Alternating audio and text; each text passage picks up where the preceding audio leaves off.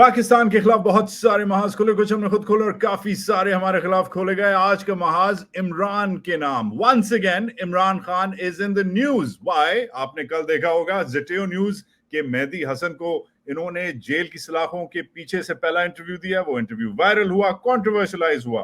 PML नून के लोगों ने कहा कि पेड इंटरव्यू है। मेहदी हसन ने ट्विटर पे पुश बैक किया। बहुत सारे लोगों ने बहुत सारी बातें की। हमने इस पे तज्जिया किया। इफेक्टिवली जब चीज वायरल होती है, उसकी जो सबसे बड़ी शनाख्त यह है कि दुनिया के कोने कोने तक वो चीज डिबेट होती है। अब इमरान खान जेल में बैठा है, मगर डिबेट जो छिड़ गई है वो वॉशिंगटन तक में छिड़ गई है कि इमरान ने क्या बोला। और वॉशिंगटन से मुझे ज्वाइन करते हैं मेरे दोस्त, मेरे colleague Sadanand Dhume. You are at the American Enterprise Institute. You are also an opinion writer for the Wall Street Journal. But Sadanand और मैं आज इस पे डिबेट करेंगे कि इनको क्या मसला है। इमरान खान ने तो मेहदी हसन को इंटरव्यू दिया, जेल के सलाखों से दिया, पीछे दिया। What does it matter on the streets of Washington in the power circles that Sadanand hangs out in? आज हमारी डिबेट इसलिए इंपॉर्टेंट है क्योंकि सदानंद ने थोड़ी देर कबल ही ये बात ट्वीट की। ये इनकी ट्वीट है, चंद घंटों पहले आई है। इसका जोश जो है ये पढ़ना जरूरी इसलिए है क्योंकि इन्होंने बहुत बड़ी बात कह दी। इंटरव्यू पढ़ के सदानंद आप फरमाते हैं, ओल्ड इमरान खान इविल, मतलब पुराना इमरान खान कहता है, evil America ousted me as punishment for my independent foreign policy. मतलब जो गंदा अमेरिका है, शैतानी अमेरिका है, उसने मुझे मेरी जो आजादाना जो खारजा पॉलिसी है उसके लिए निकाला। मगर the new Imran Khan says Bajwa Bajwa Bajwa Bajwa Bajwa. Now this is huge because you follow this up, Sadanand, you follow this up with something which is critical. You follow this up with 4 points, at least 4 points, which we must debate. Now Sadanand और मैं अंग्रेजी में debate करेंगे, and में अगर हमारे पास वक्त हुआ हम उर्दू में तर्जमा करेंगे, but so many of our viewers are okay with English, we will stick with English. But Sadanand, with your permission, I am going to debate clearly and quickly first some of your points. Pretty clear what Imran Khan sees as his most likely path back to power. आप कहते हैं कि काफी वाजे हो गया है कि इमरान खान वापस कैसे आना चाह रहा है। नंबर 1, इमरान खान कहता है कि आप कहते हैं कि stop whipping up anti American sentiment. एक तो अमेरिका के साथ जरा हाथ हौला रखो। फिर आप फरमाते हैं number 2, use remaining influence in pan Islamic networks outside Pakistan to get his message out. मतलब जो बैनुल अक़वामी, जो पाकिस्तानी नहीं मगर जो खित्ते में जो मुसलमान मुल्क हैं, उनके साथ काम रखो। Number 3, foment divisions in the Pakistan Army leadership by focusing attacks narrowly on former Army Chief Bajwa and current Chief Munir. This is a very important point. इस पे मैं बहस करूंगा। आप कह रहे हैं कि फौज के अंदर तकसीम करना चाह रहा है। And fourthly, uses continued popularity in Pakistan in the stolen Feb 8 election to boost legitimacy in the West. और आप कह रहे हैं कि Imran Khan, like Game of Thrones जैसा जो HBO की सीरीज थी, Imran Khan has still got game. I am sorry, Sadanand Dhume, but I am going to question some of these points. I hope I have your permission, and thanks again for joining me. Shall we just do 1, 2, 3, 4? So if you agree with one or with any of them, let's just go over. Let's just do them in order. Where you agree, where you disagree. Actually, I would like to start with the most important one, number 3, because that is really resonating with me. Kindly explain what you mean by number 3. Foment divisions in the Pakistan Army leadership by focusing attacks narrowly on former Army Chief Bajwa and current Chief Munir. Please advise. So, to me, it's pretty obvious, right? I mean, if you read the interview with Mehdi Hasan, he kind of, I wouldn't call it a U-turn. I think that would be an exaggeration. But he's certainly, his emphasis now is not that on the alleged American role in his deposal. His emphasis is on how tricky Bajwa fooled him and fooled everybody else and ousted him from power. It's very, very directly focused on Bajwa. And his more recent, his tweets, PTI's focus on a lot of stuff, right? For example, bringing up Mujibur Rahman, bringing up the Bangladesh issue, the way he's been talking about Asim Munir. It's very clear that there is a very direct focus and attack on a sitting Pakistani army chief of the kind that we have never seen. Now it becomes like we're becoming used to this now because Imran Khan does it all the time. But if we were to time travel, if someone was sitting in a coma in some clinic in Switzerland and they had been, asleep and they suddenly for the past few years, and they suddenly woke up, they'd be like, what the hell is happening? This never happens in Pakistan, right? Where you kind of take aim at the army chief as directly as he is. I do think that this is that his focus has been on these two individuals. The stuff is hardly even veiled. I mean, the comparisons he's making between Munir and Yahya Khan, and implicitly between himself and Sheikh Mujibur Rahman, basically, as saying that, look, this is very dangerous for Pakistan, and Pakistan could effectively fall apart if I'm not, if you ignore the people's mandate. I mean, even a high school student would be able to see the parallels that he's driving at. I think it's very clear that these are his two major objects of attack. And I think that the question is, does this foment division? I think it clearly does, right? I mean, at the basically what he's saying is that, look, you have this current leader of the army, you have a former leader who was problematic, and now you have a current leader of the army who is leading Pakistan in a very dangerous direction. We've seen this script before with Yahya, and the only way out is to get rid of him. And students of Pakistani history are very aware that at some point people in the army said to Yahya, dude, it's time to go. And so yes, I don't see why anyone would disagree with my view there. All right, so I disagree with your view in line of the linear attack that Khan has done. So I think what we're doing is conflating 2 points of view here. One was that video which you are referring to, in which he put up the Yahya versus Sheikh Mujib, and thus implicitly himself versus Asim Munir, right? That's one video. That's not related to, that was a week ago, that was a few days ago, versus the recent clear attack, which you call Bajwa, Bajwa, Bajwa, Bajwa, Bajwa, which is fantastic. Great sense of humor there. I feel like him in the Zateo interview is him stepping away from the crime scene, that is the contemporary leadership of the Pakistan army, and actually focusing his guns, and setting his sights and target on Bajwa, who, by the way, is a political liability. He's landlocked out of Pakistan.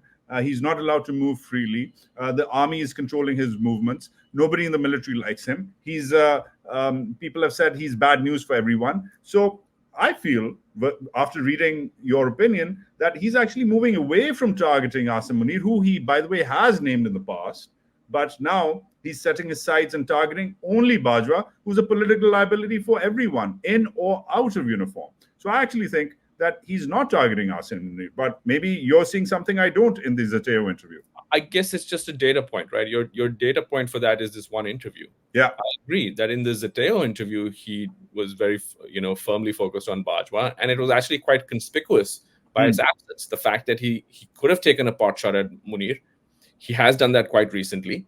He could have just said, this is the man who's stopping it. It's all depends on one man. He's made such statements in the not so recent past, in the recent past rather, not so distant past.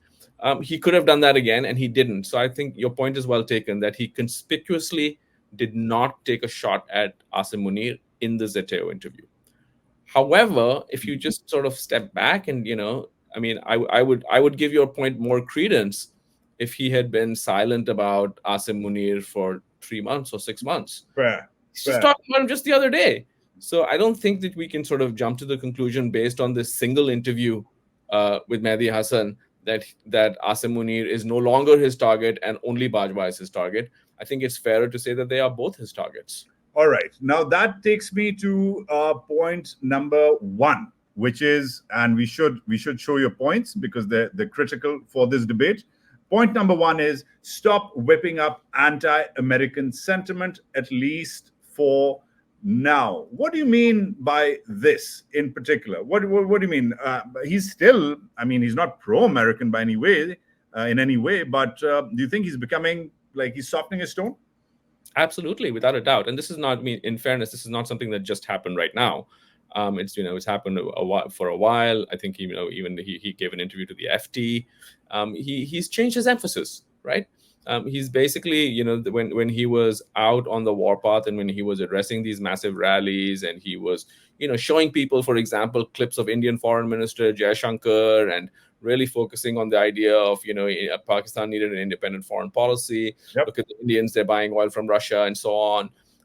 it was very, very clearly he was appealing to the Pakistani masses, and the gist of his storyline was that he was being punished for following what he said was an independent foreign policy. That is no longer his storyline, right? And it hasn't been for a while, but it's kind of interesting to see that he has abandoned the focus on America as the primary actor, right? Or if this was a play, the bad guy, right? If this was a James Bond movie, the bad guy in this, according to Imran Khan, is no longer America. It doesn't mean it's become a good guy in his eyes, but he is no longer focused on America as the primary bad guy in this movie. For him, clearly the primary bad guy is Bajwa. I think that's a strategic choice. I think he recognizes that if he doesn't tone down his anti-American rhetoric, his odds of getting out of the pickle that he finds himself in are pretty slim. And so it makes sense for him to do this. And to me, it's pretty clear that this is what he's doing. But don't you think it's smart politics? Don't you think that moving away from the crime scene that is blaming America and particularly targeting the political liability that is Bajwa is smart politics from Imran? It's certainly logical. I'm not doubting his logic. And if I were advising him, I would tell him the same thing. I mean, don't dig yourself into a deeper hole. Try and find a way to maneuver out of it without alienating your own base, right? I mean, it would be really silly if he started waving the stars and stripes. But so he's doing it in a fairly subtle and sophisticated way. But as you know, Wajahat, I've always said that he has strong political instincts. But that I'm just explaining what I think he's doing. Right. I'm not saying that that this is a bad move or anything like that. Okay, let's go to this one. I was a little confused about this one, and I have views about this one. Number 2, you say use remaining influence in pan-Islamic networks outside Pakistan to get his message out. Now, what, sir, did you think? I didn't see a pan-Islamic message there. I don't know. I mean, what are you reading that I'm not in this? I didn't see any Muslim Brotherhood, OIC, Musalman Bhai Bhai message. What are you seeing that I didn't? No, I'm not saying there was anything in his message or in his interview that suggested that. But I do think that to the extent that Imran Khan, I mean, what are his sources of support outside of Pakistan right now? The diaspora. Yeah, the most important by far is the Pakistani diaspora in the UK and in the US, right? Or maybe you should flip that around and say the US is more important in the US. Extremely so. Because the US is much more important, right? That's what it comes down to.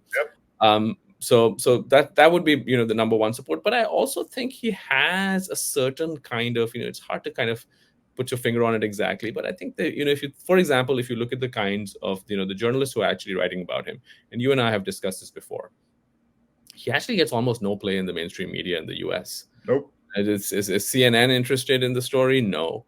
NBC interested in the story? No. Is the New York Times running op-eds by him or in his support? No. Is the Washington Post doing it? No. I write the occasional column about him because I'm just interested in him. I happen to I've followed his political career for many years. I'd write about him from time to time, but by and large, I think it's fair to say that the mainstream media in the U.S. Is not very interested in Imran Khan. The only sort of interest he seems to get among journalists in the U.S.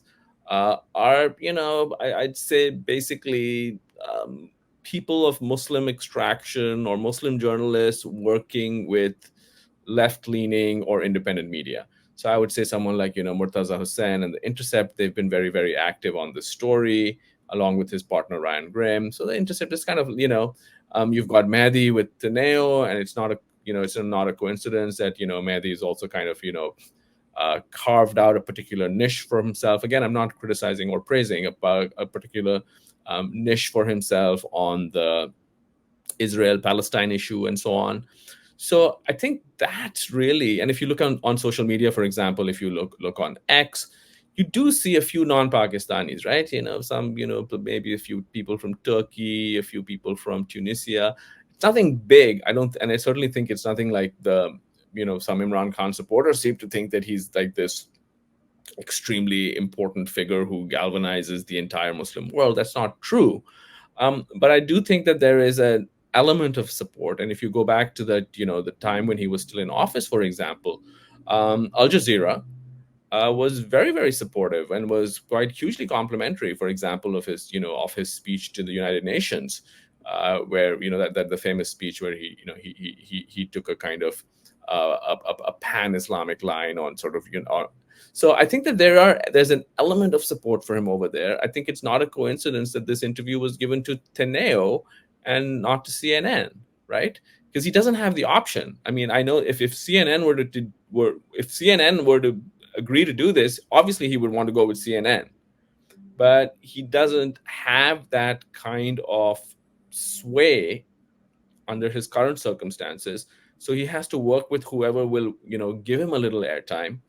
And that's what I meant by that. But by that point, but I'm curious to hear where you disagree. Yeah, so I don't particularly disagree. I do feel like he's lost his currency when it comes to the contemporary mainstream Western media. I do feel that there's Pakistan fatigue, which you've pointed out on my show before. In fact, you've been good enough to do an analysis of the number of times the New York Times, for example, which is the yardstick of mainstream American media, had Pakistan stories 10 years ago versus now. Pakistan, interest in Pakistan has dried up. Jobs for journalists who cover the region, Pakistan, Afghanistan even, have dried up. There's no interest.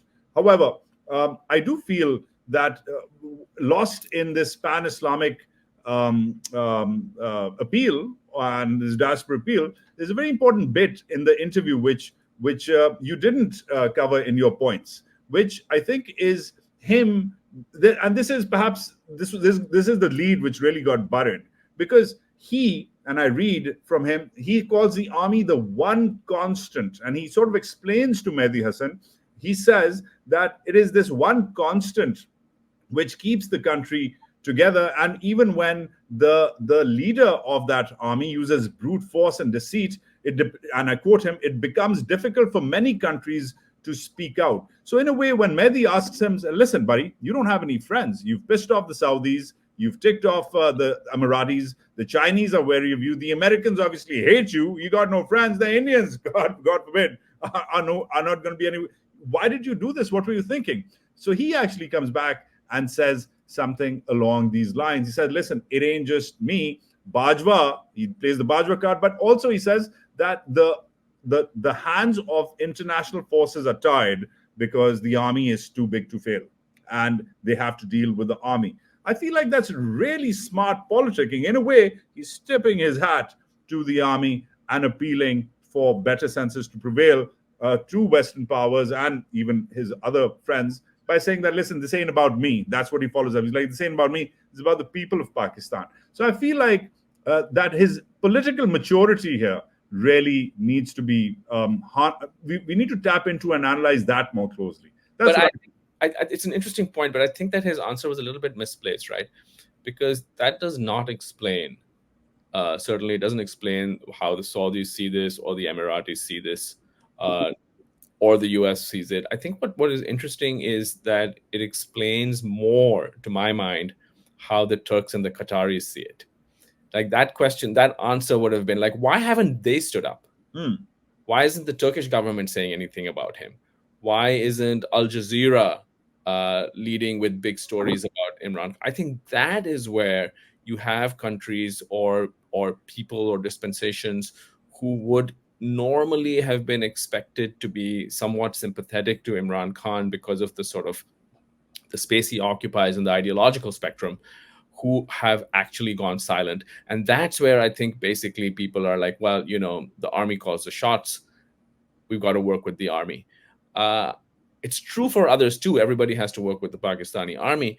But I think that it's less surprising to me. There are other reasons for the Americans and the Emiratis and the Saudis not to be screaming for the rooftops that Imran Khan must be released or Imran Khan must go back to power. There are other reasons for that. It's where this idea that the influence of the army stops people from speaking out. I think that's more valid when it comes to countries that we would have expected to speak out and who have not spoken out. Right. And to your last point, which is a moot point, that he wants to use his continued popularity to push the whole stolen election narrative and to boost legitimacy in the West. I agree. In fact, so does Jane Marriott, the British High Commissioner in Pakistan, who's made news recently. I'm assuming you've caught whiff of that. She's made news recently by speaking about the elections or lack thereof in February. And then, in fact, she has triggered the Chief Justice of the Supreme Court of Pakistan to write to her. But I don't want to get too much inside the weeds. What's most important for me to wrap things up, Sadanand, is your bracketed statement in parentheses. You said, I have no idea if this will work, but the mere fact that Khan still has cards to play means Game of Thrones Pakistan isn't quite over yet. And I have to ask this question in Urdu. You can answer it in English. कि अभी भी आप कह रहे हैं कि chance है इमरान खान की जो इनिंग्स है वो अभी भी उसमें कुछ ओवर बाकी हैं. That's what you're effectively saying, that Khan still has a shot when many people have written him off. Please explain. The floor is yours, and let's wrap it up. Bilkul, absolutely. I think it's a situation where, he has his back to the wall. He probably needs, say, 25 runs in the last over. But clearly he hasn't given up. And clearly the match is still not over. And, we can have a debate about, is he going to make those 25 runs in the last over, or is he sort of just back? Yeah. But I don't think any reasonable person, in my view, would simply rule out a comeback. Though I have to say that, after I put this tweet out, I was, chatting privately with a very seasoned observer of Pakistani politics, and who gave me an earful and said that you just say all this because people of your generation watch cricket and and he's totally finished. You don't know, you have no idea. I personally don't think he's finished, but I mean, only time will tell. I find it quite interesting as a fan, as a co-fan of cricket, that you didn't say 36 runs are required of the last over. You used a more tenable number, a more achievable number of 25. Sadanand Dhume, thank you for that very, very insightful back and forth. I enjoyed it, and enjoyed your tweet first thing in the morning. Keep it coming, my friend. Thanks, Wajahat. All right, you take care.